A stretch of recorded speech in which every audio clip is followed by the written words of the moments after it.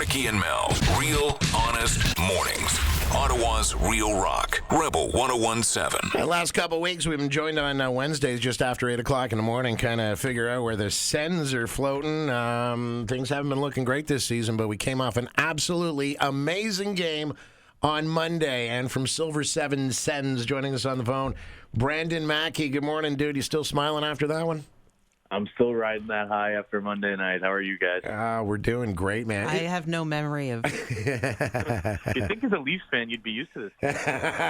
I think I must have fully repressed this one in record time. Yeah, certainly we're throwing around the Boston. Hey, that looked like a Boston game a few years we ago. don't talk about Boston. Which one? What was it, the Game 7 there in the playoffs where they ended up dropping it at the end? I'm going to bill you guys for my therapy.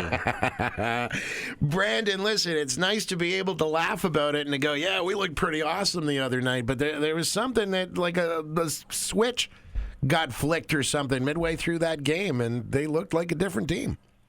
Yeah, I think it was this kind of resilience that we've been waiting to see all year from the Ottawa Senators. If you remember those games earlier in the season when they started trailing early to the likes of Winnipeg and Vancouver and Edmonton, they would just implode.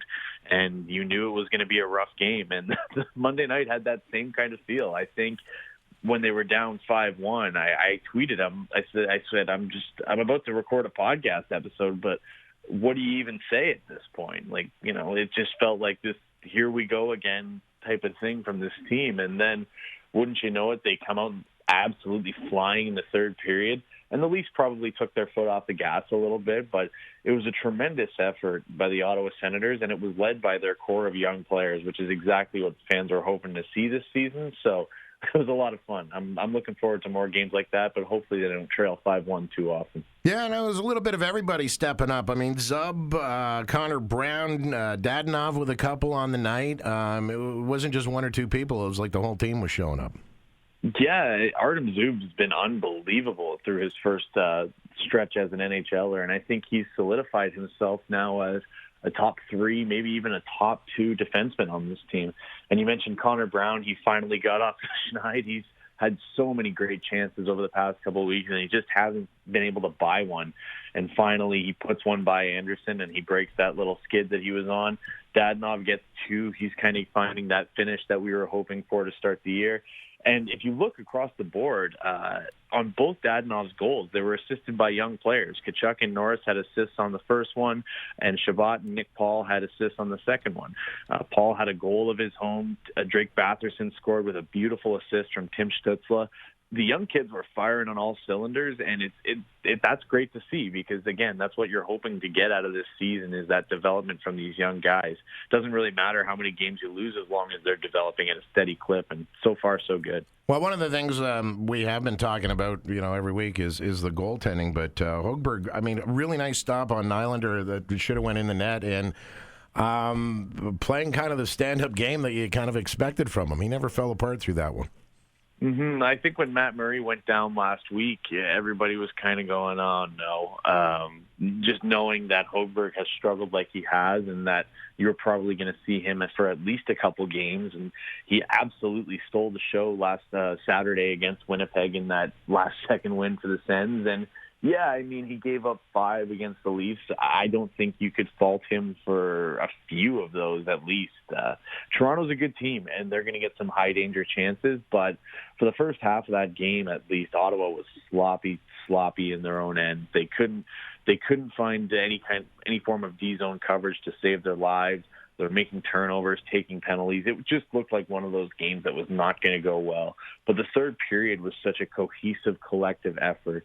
And again, it's that mental toughness that you've been waiting to see. Going down 5-1 to a big rival and a team that can pretty much score at will, it looks like the game's over. So for them to come back, that is a tremendous, tremendous feat for a young team. And I know I'm kind of rambling here, but if you think about the great teams in Ottawa Senators history, none of them had ever come back to win after being down 4 goals or more.